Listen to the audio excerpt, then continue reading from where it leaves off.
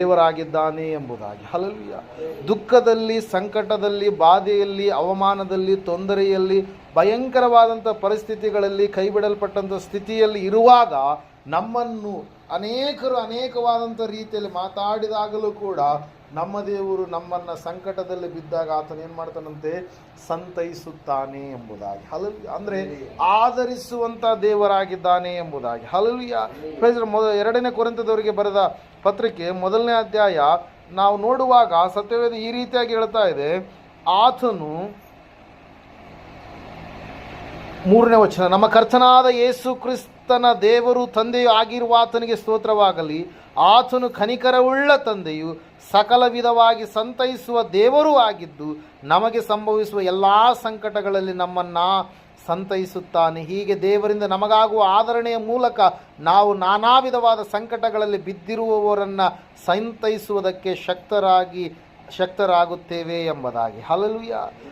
ನಾವು ನೋಡ್ತಾ ಇದ್ದೇವೆ, ಪೌಲನು ಸ್ಪಷ್ಟವಾಗಿ ಹೇಳ್ತಾ ಇದ್ದಾನೆ, ತನ್ನ ಒಂದು ಏನಂತ ಹೇಳ್ತೀವಿ, ಸೇವೆಯಲ್ಲಿ ಅನೇಕ ಅನುಭವಗಳು ಏನಂತ ಹೇಳ್ತಾ ಇದ್ದೇವೆ, ಸೋಲುಗಳಾಗಿರುವಾಗ, ಶ್ರಮೆಗಳ ಉಪಾದಿಯಲ್ಲಿ ಇರುವಾಗ, ಭಯಂಕರವಾದಂಥ ಸಂಕಟ ಎನ್ನುವಂಥದ್ದು ಆವರಿಸಿರುವಾಗ ದೇವರ ವಾಕ್ಯದಲ್ಲಿ ನಾವು ನೋಡ್ತಾ ಇದ್ದೇವೆ, ದೇವರು ಆತನನ್ನು ಯಾವ ರೀತಿಯಾಗಿ ಸಂತೈಸ್ತಾ ಇದ್ದಾನೋ ನಾವು ಕೂಡ ದೇವರಿಂದ ಸಂತೈಸುವಿಕೆಯನ್ನು ಹೊಂದಿದ ಮೇಲೆ ನಾವು ಕೂಡ ಇತರರನ್ನು ಸಂತೈಸುವವರಾಗಿ ಇರಬೇಕು, ಆಧರಿಸುವವರಾಗಿ ಇರಬೇಕು. ದೇವರ ವಾಕ್ಯದಲ್ಲಿ ನಾವು ನೋಡ್ತಾ ಇದ್ದೇವೆ, ಆತನು ಸಂತೈಸುವಂಥ ದೇವರು, ಆದರಣೆಯನ್ನು ಕೊಡುವಂಥ ದೇವರು ತನ್ನ ವಾಕ್ಯ ಮತ್ತು ಪ್ರಸನ್ನತೆಯ ಮೂಲಕ ತನ್ನ ಜನರನ್ನು ಸತತವಾಗಿ ಯಾವಾಗಲೂ ಕೂಡ ಸಂತೈಸುವಂಥ ದೇವರಾಗಿರ್ತಾನೆ. ಹಲ್ಲೆಲೂಯಾ.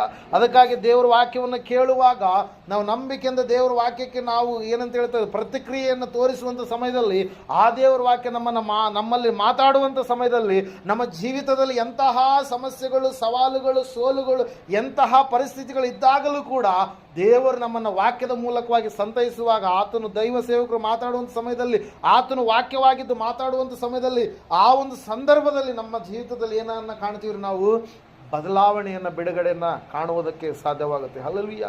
ಮನುಷ್ಯರು ನಮ್ಮನ್ನು ಸಂತೈಸೋದಿಲ್ಲ. ಮನುಷ್ಯರು ಏನು ಮಾಡ್ತಾರೆ, ನೀನು ಸಂಕಟದಲ್ಲಿದ್ದಾಗ, ತೊಂದರೆಯಲ್ಲಿದ್ದಾಗ, ನೀನು ಅವಮಾನದಲ್ಲಿದ್ದಾಗ, ನೀನು ಬಾಧೆಯಲ್ಲಿದ್ದಾಗ ನಿನ್ನನ್ನು ಬಿಟ್ಟು ದೂರ ಓಡಿ ಹೋಗ್ತಾರೆ. ಆದರೆ ದೇವರಾದರೂ ಯಾವಾಗಲೂ ನಿನ್ನ ಹತ್ತಿರ ಇರುವಂಥ ದೇವರಾಗಿದ್ದಾನೆ. ಹಲ್ಲೆಲೂಯಾ.